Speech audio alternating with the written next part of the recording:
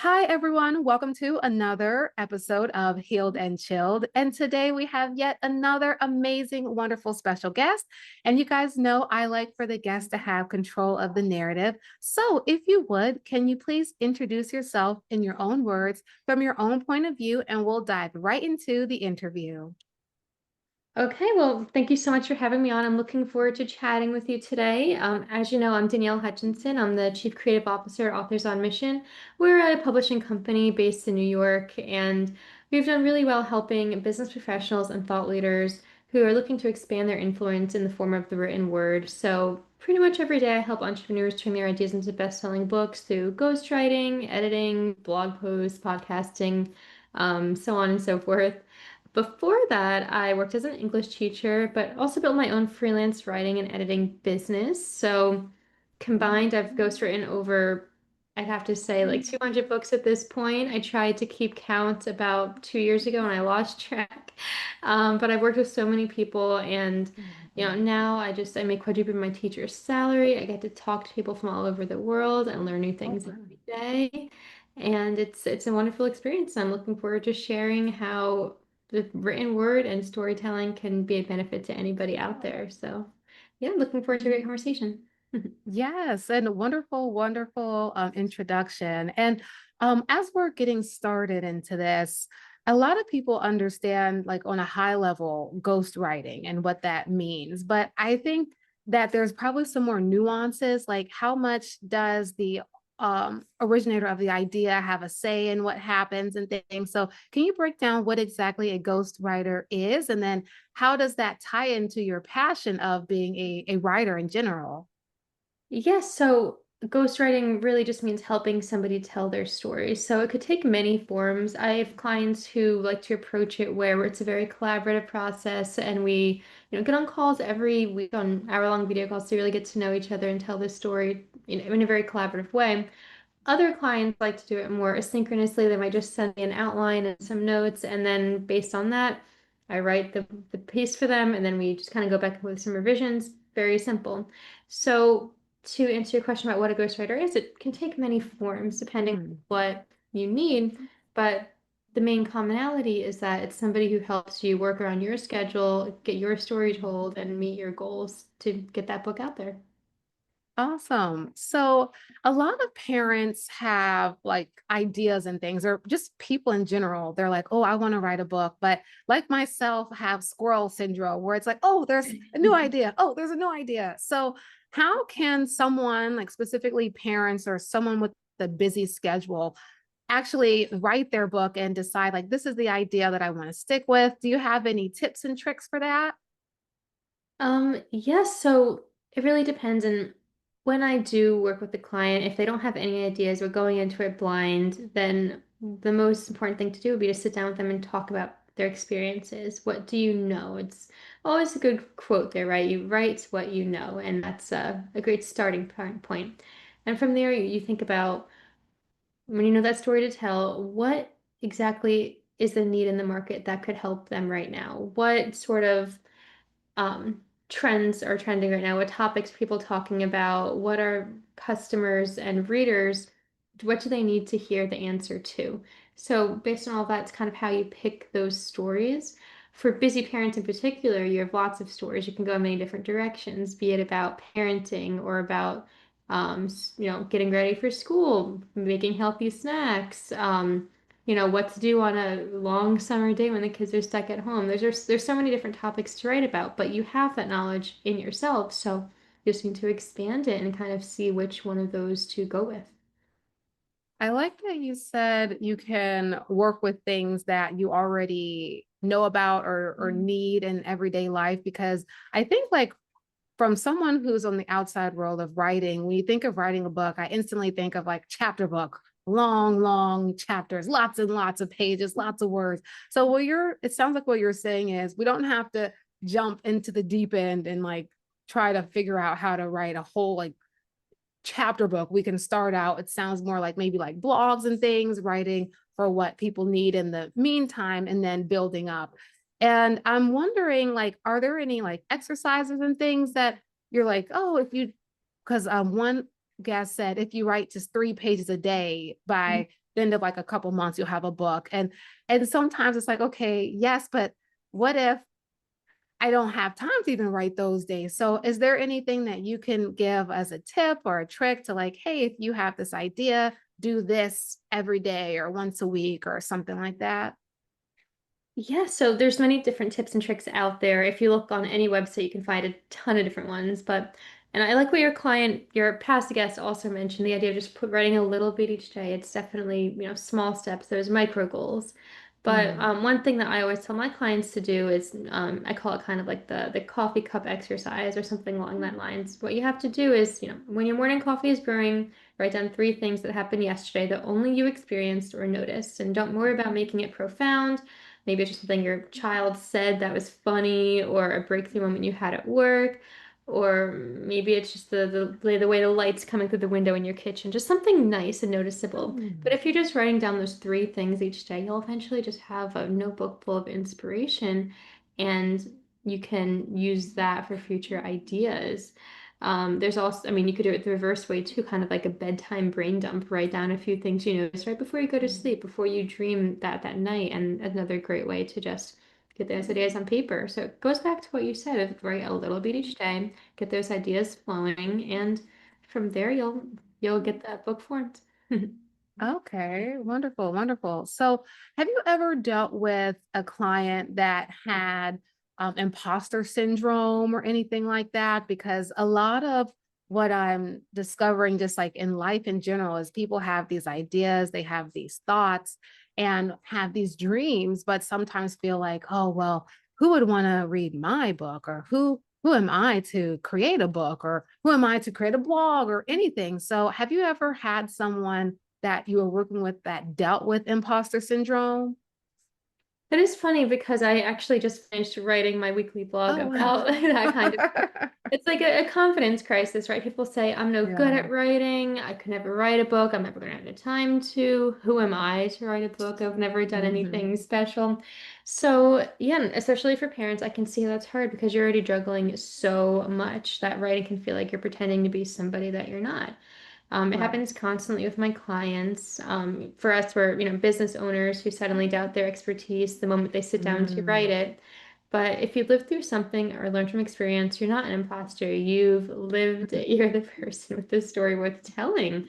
So, I would tell them, the mom, any parents out there, mom or a dad, whatever it is, you just have to write about what you know, and it kind of goes back to what we talked about before. I think the most important thing to remember is that readers don't necessarily want perfection; they want your Mm. authenticity. The Yes. book doesn't exactly, it doesn't need to solve every problem or be the definite guide on your topic. It just needs to share what you've learned honestly. So that's just one example. Yes, and I think that that is a really good example because right now in this day and age with like social media and things, we're only seeing the best of what people are offering. We're only seeing their reels or their highlights of their life, but the authenticity is missing. The this is Exactly. how I got here. This is the journey that took place. So can you expand, especially as someone who's so deep into your industry, on how important or if it is important, the level of authenticity that you bring into whatever it is that you're doing specifically with writing. Yeah, well, as an example, I worked with one of my clients is a father, and he felt like he was like a fraud, just writing about work-life balance.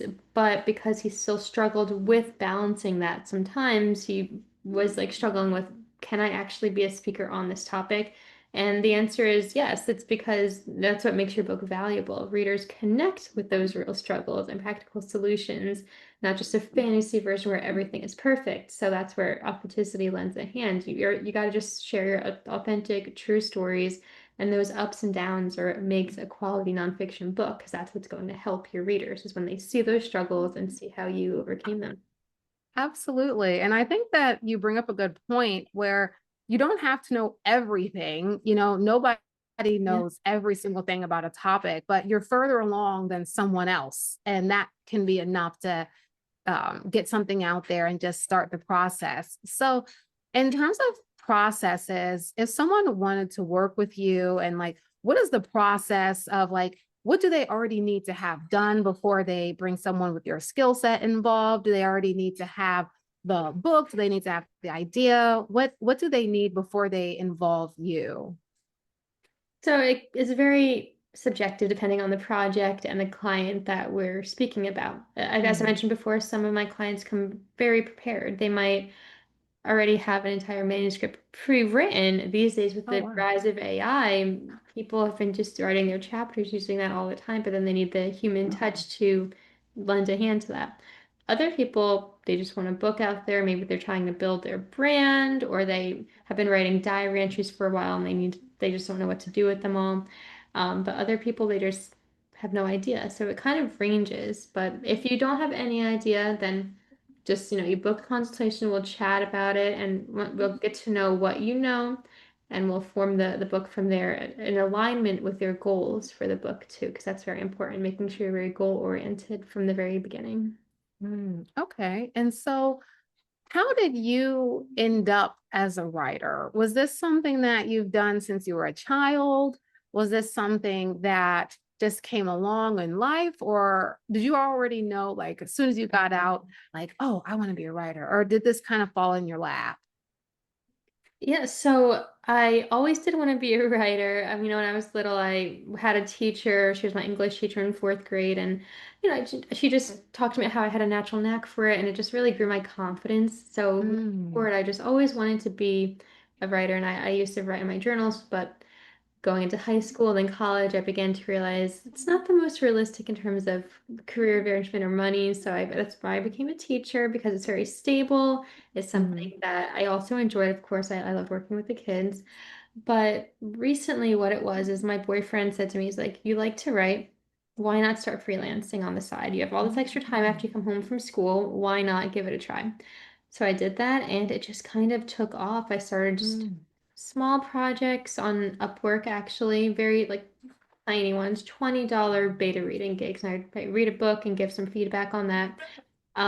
But then things just kind of started taking off. I landed my first ghostwriting job. I remember it was a romance book, and I was so excited. And once I started building my profile, clients started coming to me, and I advanced from ghostwriting romance books to editing to nonfiction books. And now I've written about everything from like, business transformations to AI to healthcare to politics. So it's been great, and I've gotten to meet just so many people along the way. So that's kind of how it all started. wow, that's amazing. And I'm wondering, like you mentioned, you got the first one was the romance novel. So can you talk about how that felt from going like those $20 gigs and starting out to where you're like, okay, this is something. And then how did you feel once you got it? And then how did you feel once you finished the project? Honestly, I felt like somebody was playing a joke on me at first. I'm like, do Oh, these people wow. really want me to writing books? Because, I went to school for English and teaching. I had an English degree. I had a lot of experience writing, and I've been teaching it to others for so long, but implementing it was a whole other thing. So that was just one aspect of it. But then the other part of it was balancing my time, I guess. Like, it was a little overwhelming because a Mm. lot of people were coming at once. And for a while, I'm still teaching and trying to balance that and projects and also getting on video calls with people and being on Mm. top of it all the time. It's a lot, but it was incredible and it's opened doors that I would have never imagined. So Wow, that's wonderful. And I think it's amazing that you were able to carve out this career for yourself because a lot of writers that I've been speaking with, more so now with this podcast, is they're saying that like writing isn't necessarily for them anyway, where the meat and potatoes are. So it's exciting that you have been able to use what you're naturally good at and turn it into a really great career. So have you ever thought about the fact that like that while you were able to do that, or are you so into the everyday of it that it hasn't even like been able to really sit in your mind? um so to clarify your question, I think you're asking is it I do recognize that it's I'm very lucky to be in that position. Is that what you're kind of referring to there? Yeah, or just like how the has it set in with you like, wow, this is what I'm doing now? Or are you still in the phase where I'm like, okay, this is happening, but I'm still moving anyway? I mean, yes, both, I would say. I've got a pretty good routine down now. This is just one of my setups. I have another desk upstairs with like three monitors, so I could just have all my programs up at the time. So I have a routine down. So in that regard, I know exactly what needs to be done for any project. I'm very versatile on that. You know, if someone hands me something, I'm like, okay, I'm like, this is what I need. This is how we go about it. This is how we can bring it to Mhm. completion. It's a matter of organizing my schedule now, so I know when to get things started and when they need to be done by. But yeah, there is still an element of if I take a step back, I'm like, wow, like some people right now, they might just be on the beach. It is a Sunday in the middle of summer, why not? But here I am, I'm working, and it's a good Right. I'm able to get all this done. It's a pleasure to do it. And I'm sure you've experienced the same thing. You mentioned you've been on calls too. Yeah, and I definitely understand that. More so because I work with children, and so I can resonate with having that joy. And as a confidence coach, and like some days after work, because I just still have a job, and so I'll be tired. But after interacting with them, it's energizing. And even on like the days where it's like a weekend or something, sometimes like when you are in your passion, even work doesn't always feel like work. It's like, okay, this is something that I get to do rather than I'm forced to do. So I definitely can resonate there. I'm curious though, how how do you, because you mentioned like you have a routine down and you do like different genres, different types of books. So if without giving away your secret sauce, obviously, how do you at a high level like get so much information for so many different topics to be able to create an entire book around whatever it is that whoever your client is that you're working with? So it really boils down to collaboration with the client. Okay. I was just a teacher. I never really, I was just teaching kids.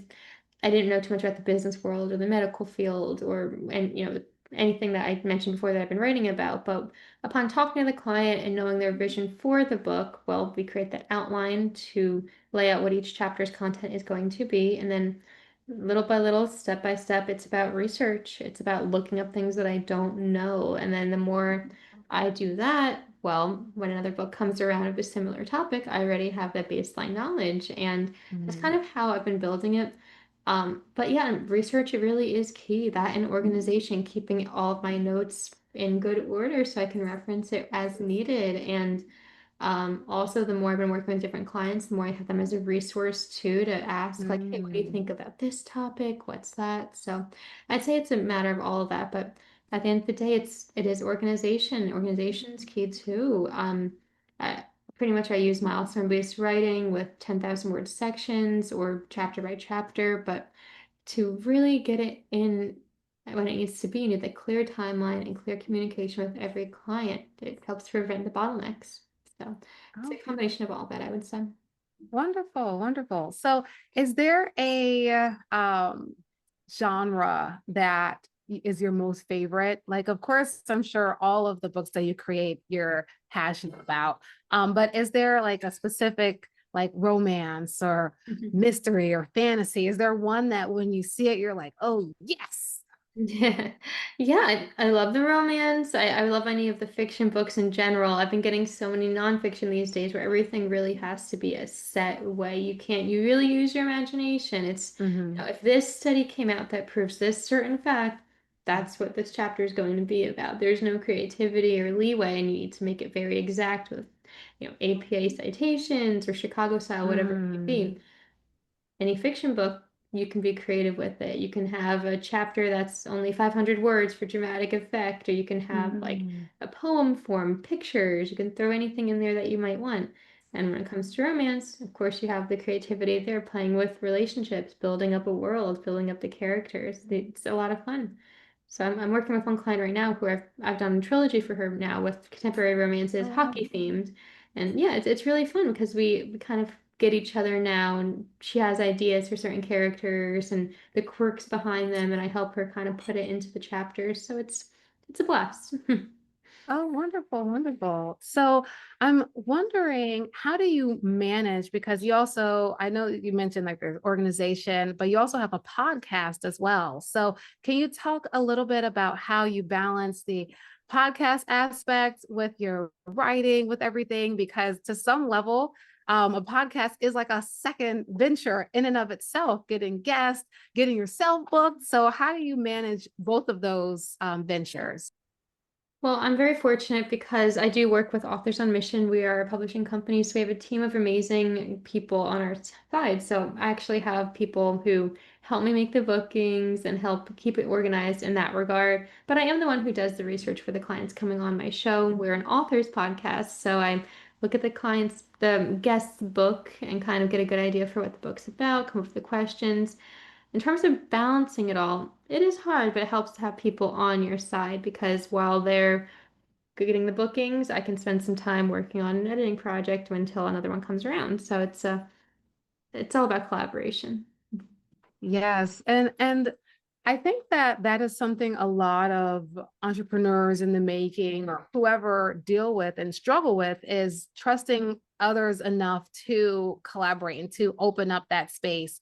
So for you, was it recognizing that in order to grow, you needed to collaborate? And did you have any struggle with trusting someone else or another organization with what you were creating? I would say not exactly. I think people think that writing is a solitary effort, but at the end of the day, no matter what your where you stand with the writing world, you do need other people on your side. So for example, it's great that I have people who can help with some aspects, whereas, if you're just writing on your own, then of course you can't just write the manuscript. You need to you hand it to a beta reader, an editor. So it's important to have those people because you have many different perspectives too. No writing is perfect until you can see other people's viewpoints of it and enhance it accordingly. Okay, cool. I hadn't even thought about that, honestly, but you're right. So can you talk to us a little bit more about your podcast? How did it get started? What inspired you to create it? All the wonderful details. So I'm fortunate enough again. So Authors on Mission actually hired me to run the podcast. So we were hoping to just give authors a chance to step in the spotlight and talk about their books. But in terms of creating it, they kind of asked, they're like, you know what, Danielle, you've been with us for a while, ghostwriting and editing. Can you hop on and help us shine a light on some of these authors? So why not? I took it on and it's been a blast. I got to talk to people all over the world. But yeah, the main purpose of it again is to give authors a chance to talk about their journeys, talking about writing tips so that other authors can learn about those tips by listening to the episodes. So, in a nutshell, that's what it's all about. And in particular for parents, just regarding to your podcast, it offers a lot of tips for even if if you have a busy life, there's still a way to make the writing happen. It's definitely helpful. And so what are there any like common themes across the board of like all of the authors that you work with or that you interview on the podcast that they're like, okay, do this, this, and this if you're busy, or try this, this, and this if you're trying to come up with an idea? Do you find any common themes of layers of advice that these authors will give that might be beneficial to someone who's busy or a parent or just anyone who's on the journey in general? Yeah, so in general, I would say almost everybody always says just get writing. People like to make excuses. They say one day I'll write a book or maybe next week, but you really need to just sit down, start typing away, and that's how things will really get finished and completed. That being said, there's many different tips out there depending on what the topic of the conversation might be. Um, like one thing I might talk about is writing setup. For example, you might not have a perfect writing setup. You don't need the two monitors or a dedicated office. Sometimes all you need is a notebook, a laptop, a kitchen table after your kids go to bed. Because at the end of the day, tools don't really make you a writer, but words do. So just start with whatever you have now, and even if it's just the notes app on your phone, again, that ties back to just getting started. Yeah, and I think sometimes the hardest part is just getting started because there's all of especially if like the parent, there's all these other tasks that need to get done as well. So, like you said, just make time to do so. I'm wondering, just because we're going all in different areas, is there anything that you really wanted to highlight or speak about that I've not necessarily asked you about yet, or that you've not had the opportunity to share? Yeah, well, I think it's definitely important for us to focus in on how parents specifically could help meet their writing goals. So I think one thing, kind of going back to the imposter syndrome that we mentioned before, yeah, a lot of parents might feel guilty about taking time for themselves, especially something that feels like could be a hobby. But, writing's not selfish. It's actually, modeling something powerful for your children. I think when kids see parents working toward goals and following through on commitments, they learn that dreams are worth pursuing. So, I'd say to listeners, writing time isn't time stolen. It's an investment in showing your children that what determination looks like. And I think it's also important that you have a creative outlet, which makes it you feel more present and patient with your families too. And I like that oh, go ahead. Sorry. Sorry I was about just going that. to say, I think it's a great rabbit hole we could get into talking about how parents can make their books come to life. Of course. And when you said writing goals, you mentioned that earlier and then you just said it again. What exactly are writing goals and why are they so important, especially for someone who has a busy schedule, who's trying to get over, like you mentioned, like the guilt of writing. And so, like I said, what exactly are writing goals and why are they so important towards creating and finishing a project? No, when I mentioned writing goals, what I really meant was in a broad scheme of things, was just the goal of finishing your book and getting it out there. But that being said, and as we kind of chatted about before, it's important to have those micro goals too, little word count goals. And set them so that they feel almost too easy, is what I would say. And instead of promising yourself you'll write 1,000 words every day, maybe you only aim for 100. If you set those realistic goals, you're more likely to keep writing consistently than those who set ambitious targets that they just can't maintain. So consistency beats intensity every time is what I would say. Just a little bit each day, and eventually you'll have the book ready to go. And I definitely agree because sometimes, especially like when you take a class or a course or whatever, it's like you have to shoot for the moon and definitely shoot for the moon. But like, how are you going to get to the moon? Do you have a rocket ship? Are you going to stop by a star on the way there? How are you going to get out of the atmosphere? So, getting to those micro goals, I think, is really important. And I would like to highlight why parents shouldn't feel guilty about doing that as well, because sometimes when there's all of these different things that they have to prioritize, they can feel bad about, well, if I take 5 minutes to myself, that's 5 minutes that I could be doing X, Y, and Z. And I'm not necessarily a parent, but working with parents and their children, I can see that sometimes even like using the bathroom, you can't do that by yourself, depending on how old your child is. So, and from your perspective, how could they see writing as self-care or see writing as a creative expression? Because it is one of those things, but sometimes they feel more like, oh my gosh, well, me doing this for myself is taking away from what I could be doing from someone else or taking away from what I could be doing for my children. Yeah, I'd say that you can't approach writing the way that you would anything else. It's not, I mean, it's sort of like a goal that you would check off a list, but I wouldn't necessarily see it as that. It has to be an activity that gives back to you while you're doing it. So when you sit down to write about your experiences, you're processing your thoughts, you're working through challenges, you're creating something that's yours. So it's as if you're having a conversation with yourself without anyone interrupting or needing something from you. I know that, most parents, you always have the toddler asking for a snack or the teenager needing help with their homework. But when you're writing, that mental space is restorative for parents. You spend most of the day responding to other people's needs. I think it also helps them slow down in a world that keeps demanding you to speed up. When you're crafting sentences about your day or your business journey or whatever experience you might have, you have to think deeply about what happened and what you learned from it. And by reflecting on it, it's something that well, you might not actually do otherwise. You might end up discovering something about yourself that you missed, or something in your children that you didn't notice before that you might have known now after writing it. One client told me that writing her book helped her realize how much that she'd grown as a leader, something that she hadn't noticed when she was busy running her company and raising her kids. So it's there's a lot of benefits to it, especially in the well-being space.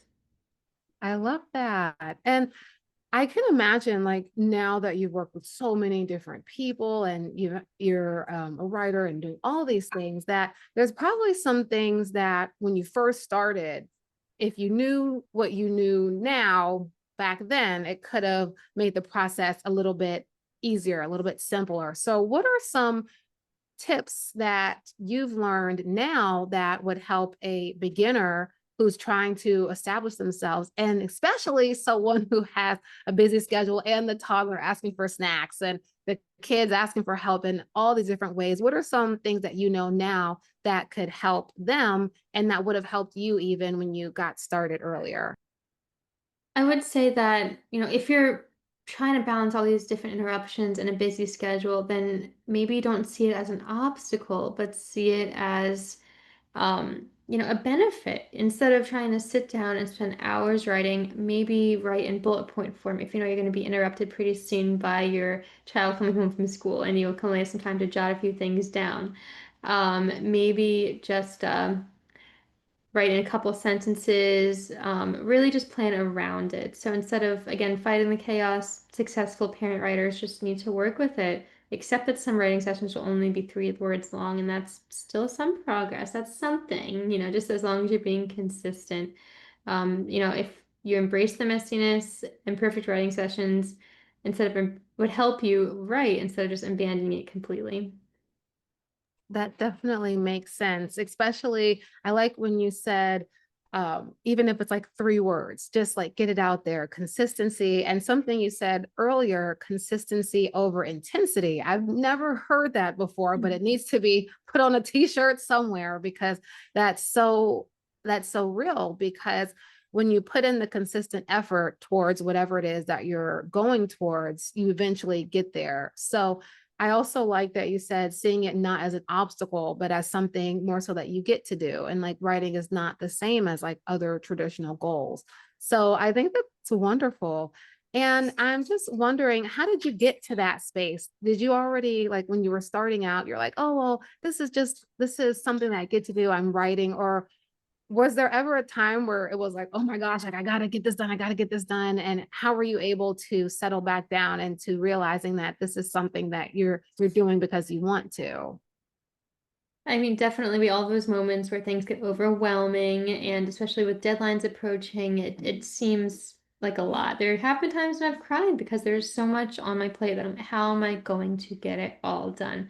And I think that's where family support comes into play. I mentioned before about how it's important to have people on your team, like in your company, but of course, people in your own household is definitely another resource you can reach out to, especially for parents. You have your spouse, you have your kids, have the children go play together outside, or set them to a task. Maybe they could even, help you write, or make them think that they're helping you write your book by giving them some crayons and paper or something like that.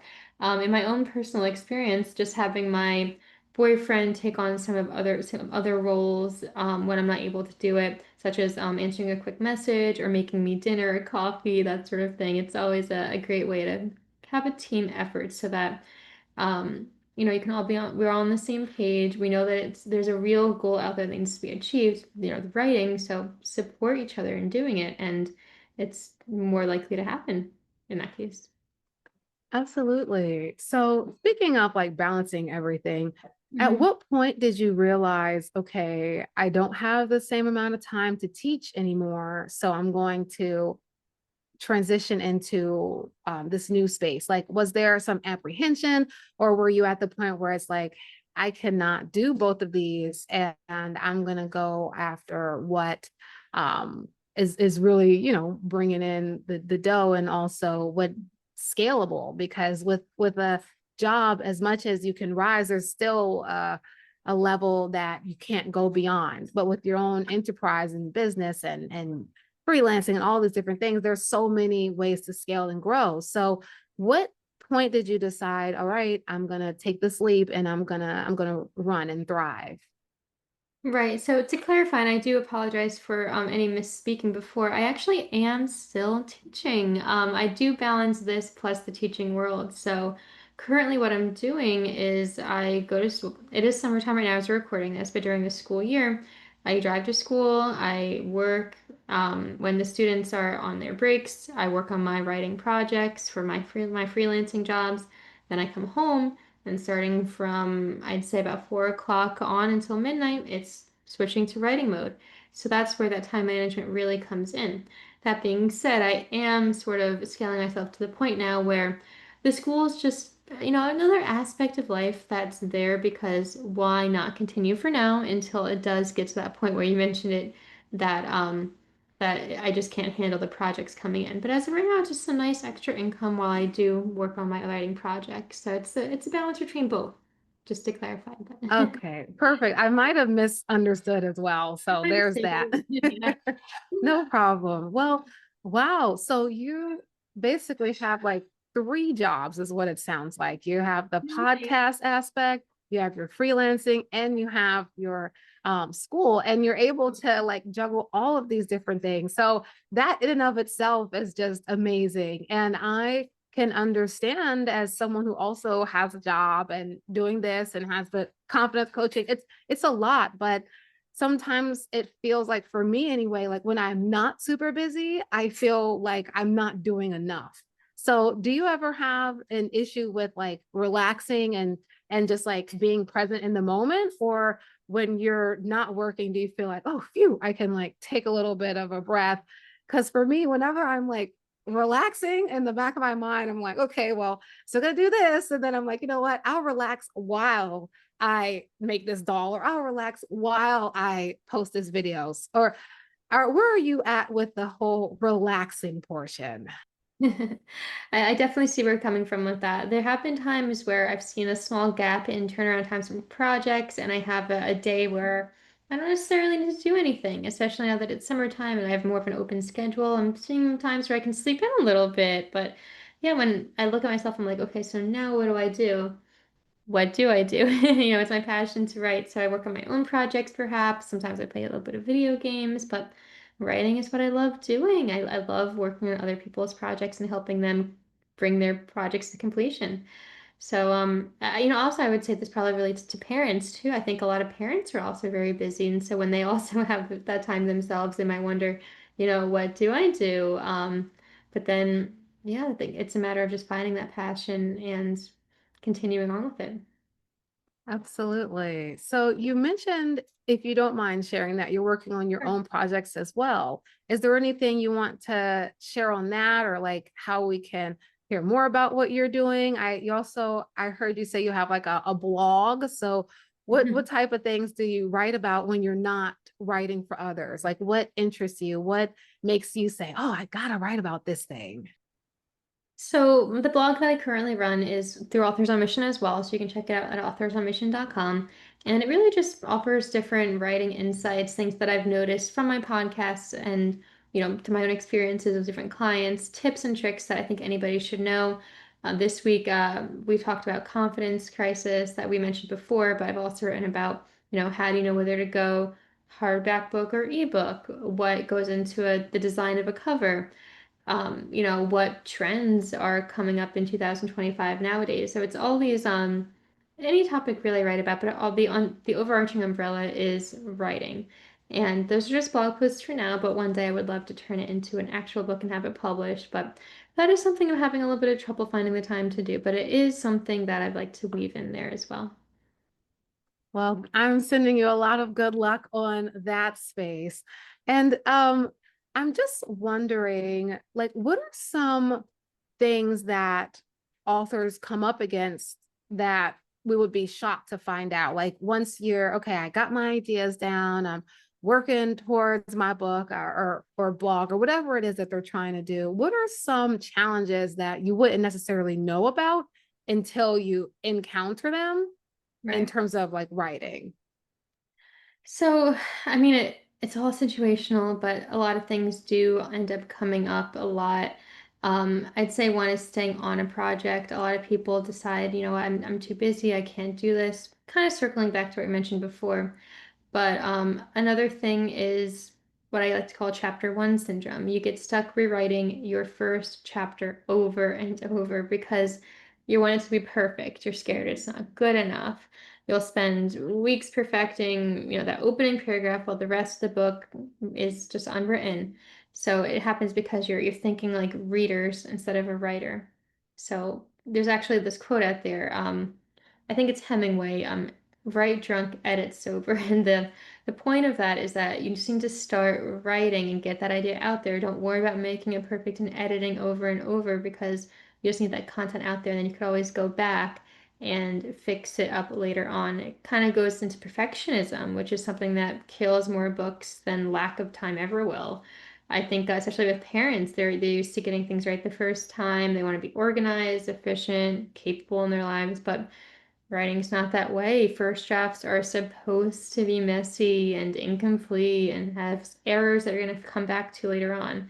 But yeah, it's important to just give yourself the permission to write badly and fix it in editing. I love that. I love that. And I'm curious, have you ever had writer's block? And then how do you get, if you have had it, how do you get past it? Like, what inspires you to create? What inspires you to write and just like be creative? So I'd say giving a break first off, going out and taking a walk, giving yourself that headspace to get back into the game of it all. It's important that we do that so that we can be more focused on the project and let our minds be freed of anything else that's blocking it. It's a pretty easy solution, but when you change your physical environment, it really does help. For example, even if you're just usually writing at your kitchen table, you can try moving to your bedroom floor with a notebook instead, or you can type on your laptop and then switch to writing by hand. Sometimes your brain associates certain spaces with the frustration of being stuck, so moving somewhere new can break that pattern. I personally am fortunate enough where over the summers I get to travel a lot. So actually in a couple weeks we're heading to South America and I'm planning to do a lot of my writing there. But because we're going to go to so many different places, that's going to be a great, way to jog any creative block that comes about. But you don't need to go crazy places, everybody. You can go to the local park, you can go to your own backyard, you can go to a friend's house. So that's one tip I'd always give for any writer's block is change it up a little bit. Of Awesome. Great tips. So we are coming up a little bit on the tail end. I do have three cliche questions that I ask everybody, but course. before we get to that, is there anything now that we've talked some, have had a great conversation, is there anything that you're like, oh, I wish I would have mentioned this, or I wish I got a chance to highlight this? Anything at all? Now's your opportunity. I think we've covered a lot. I think the thing that everyone needs to remember is that regardless of where you are, everybody does have a story to tell. It might be simple, it might be complicated, but you've lived a life worth telling. There's stories out there. So, reach out. We can talk about it and we can help you get onto the page. There's nothing more powerful than having a book with your name on it that you can pass around to your family for generations or even to a client in your next business meeting. It's something that hold on much longer after you're gone from this world. So get writing, everybody. Yes, yes. All right. So here's the three cliche questions. The Okay. first one is if you can think of a time where you were younger or in a dark space, what's one piece of advice that you know now that you wish you knew back then? So one thing I would say is don't do things the normal way. A lot of people, you know, they see what everyone else is doing, they want to follow that path. I, for example, knew I wanted to be a writer, but I was kind of discouraged from doing that because, I'm not going to have money, it's not going to be stable. Let me teach instead. Where ended up being the right moment for me, but if I'd known to do something a little bit different, I could have gotten started with this right off the bat. I'd say if you're a parent, for example, just trying to relate it back to that, and one thing that a lot of them might tell themselves is, what I may tell them is to write about it, journal it out, right? And if you're in a dark space, then just let those thoughts flow. Awesome, awesome. And then the next question is the internet works in mysterious ways. So we never know who is going to come across this podcast, this interview. Like we have no idea. So is there a person or an organization that would really like you would love to connect with that could help you reach a new goal or new heights? Oh my goodness. That's a very fun question to ask. I think it would be great to have I get to work with so many different clients. I've worked with people in pretty powerful positions before. They're CEOs, they're thought leaders, but I think it'd be really cool to work with a celebrity at some point. I mean, does Taylor Swift have her autobiography yet? I don't know, but yeah, maybe anybody out there, hey celebs, come reach out, get your book written. Yes, Taylor Swift, this is for you. Yeah. Wonderful. All right. And then of course the last cliche. If someone wants to work with you, if someone wants to learn more about you, how do they find you? What's of course I'm going to put the websites and things in the description, but like what's the best way to get in contact with you? All those details. So we are authors on mission across the board. It's authorsonmission.com. There's no A, just on mission. And from there, you can book a consultation on our website. But we also have our Authors on Mission podcast on Spotify and Apple Music and YouTube. On YouTube, you'll also find a series of my shorts all about writing tips. Same with our blog posts. So search it up, get connected. And if you would like to write your book, let's meet up. Let's talk about it, see how we can make it happen.